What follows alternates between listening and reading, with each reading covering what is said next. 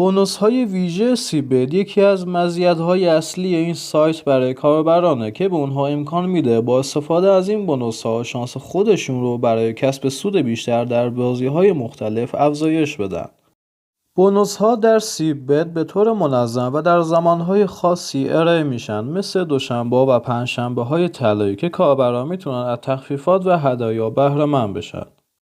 در این روزها کاربران میتونن با شارژ حساب خودشون از طریق درگاه بانکی به مبلغ بیش از 5 میلیون تومان بونوسی جذاب به ارزش 30% هدیه بدون قید و شرط دریافت کنند. این بونوس تنها برای استفاده در بازی‌های کازینویی مانند انفجار 1 و انفجار 2 قابل استفاده و کاربران میتونن با دریافت این هدیه فرصت بیشتری برای شرط بندی در این بازی‌ها داشته باشن و شانس خودشون رو برای بردهای بزرگتر افزایش بدن.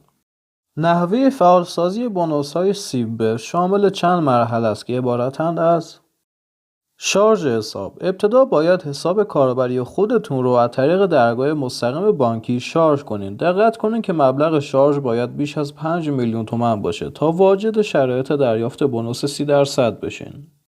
دریافت لینک اختصاصی. پس از شارژ حساب سیستم به صورت خودکار شما رو برای دریافت بونوس واجد شرایط میکنه. حالا باید به بخش پشتیبانی سایت مراجعه کنین.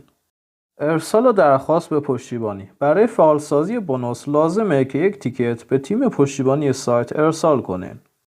در این تیکت باید اطلاعات مربوط به شارژ حساب خودتون رو ارائه بدین و درخواست فعالسازی بونوس طلایی رو مطرح کنین. تایید و دریافت بونوس. پس از بررسی تیکت و تایید توسط تیم پشتیبانی، بونوس 30% به حساب کاربری شما افزوده میشه. حالا میتونین از این هدیه ویژه برای شرط بندی در بازی‌های انفجار 1 و انفجار 2 استفاده کنین. نکات مهم برای استفاده از بونوس. بونوس‌های دوشنبه و پنجشنبه فقط در همین روزها قابل استفاده‌اند. بنابراین دقت کنین که شارژ حساب خودتون رو در این روزها انجام بدین تا بونوس به شما تعلق بگیره. این بونوس به هیچ قید و شرط اضافی برای برداشت وابسته نیست، یعنی پس از کسب سود از طریق شرط بندی میتونین بدون هیچ محدودیتی مبلغ برد خودتون رو برداشت کنین. بونوس 30% تنها برای بازی‌های انفجار 1، انفجار 2، انفجار رویال و پاپ قابل استفاده است و نمیتونین اون رو در سایر بازی‌های سایت خرج کنین.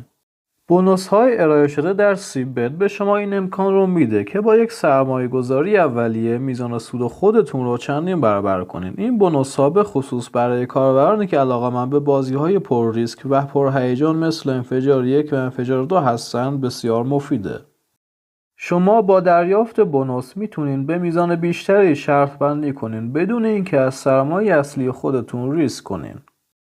در نهایت بونوس‌های طلایی دوشنبه و پنجشنبه فرصت ایدئال برای افزایش تجربه و سودآوری در سایت سیبت هستند.